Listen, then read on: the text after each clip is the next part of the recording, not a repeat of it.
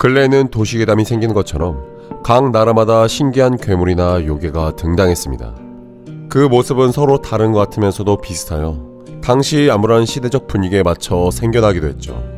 개인주의적 성향이 강한 서양의 경우 드라큘라나 미라, 사이렌 같은 괴물이 상대적으로 많은 반면 정과 같은 감정의 유대가 깊은 동양의 경우 처녀귀신, 아귀귀신 등 영혼과 관련된 요괴가 많은 편입니다. 그래서 오늘은 동양, 특히 중국의 요괴나 괴물에 대해 소개시켜드리겠습니다. 첫 번째, 강시.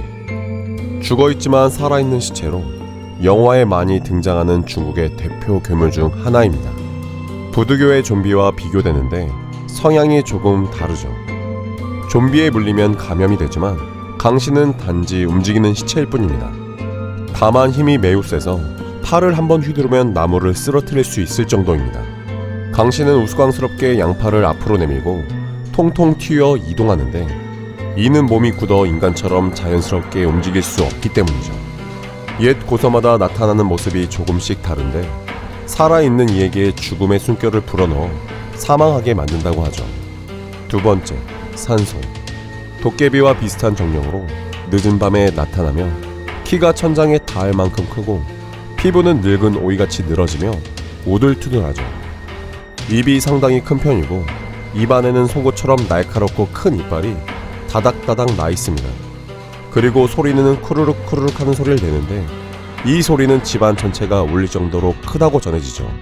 손톱이 길고 날카로워 한번 잡히거나 긁히면 예리하게 잘려나가고 일반적인 칼로 벨 수 없어 그저 타격만 준다고 전해지죠. 셋째, 우두마두.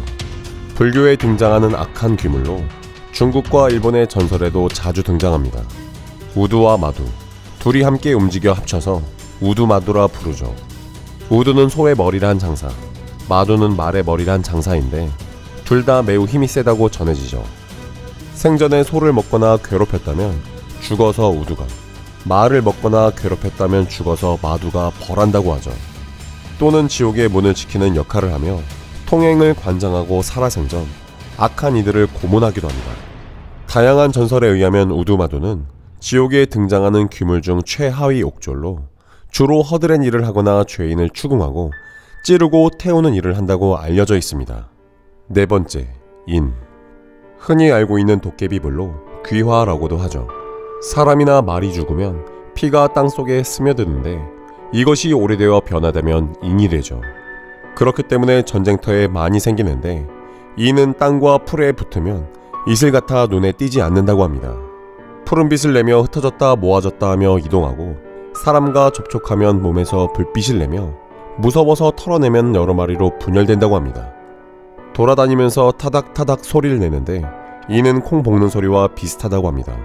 도깨비불이 몸에 붙어 1시간 정도 있으면 정신이 혼미해지고 넋이 나가는데 회복하는데 1시간 정도 소요된다고 합니다. 다섯 번째, 계명수. 신선의 땅인 곤륜산에 거주하는 괴물로 계명수의 계명은 밝음을 열어준다는 뜻이죠. 곤륜산의 사방에는 9개의 문이 있는데 계명수는 이 문을 지키는 신소로 실제로 거주하는 곳은 곤륜산 남쪽의 연못이라고 합니다. 신수라고 불리지만 그 모습이 기괴한데 몸은 호랑이를 닮았고 9개의 머리가 달려 있습니다. 9개의 머리는 모두 다른 사람의 얼굴을 하고 있고 항상 곤륜산 정상을 바라보며 서 있어 머리가 많은 만큼 지혜롭다고 알려져 있습니다. 여섯째, 무손수. 중국의 남쪽 지역에 거주하는 이상한 괴물입니다. 전체적인 모습과 꼬리는 사슴과 비슷하고 머리는 돼지와 같습니다. 그리고 어금니가 눈에 띄게 나있죠. 사람을 해치는 괴물은 아니고 오히려 사람에게 구걸을 하는데 이를 불쌍하게 여긴 이들은 자신의 곡식을 나눠주기도 합니다. 무손수를 잡아먹으면 다친 살이 차오르기 때문에 식용이나 약재료로 많이 사용된다고 하죠. 그리고 무손수 고기로 요리를 하는데 이 고기를 넣으면 맛이 살아나고 음식이 모두 기름지어진다고 하죠.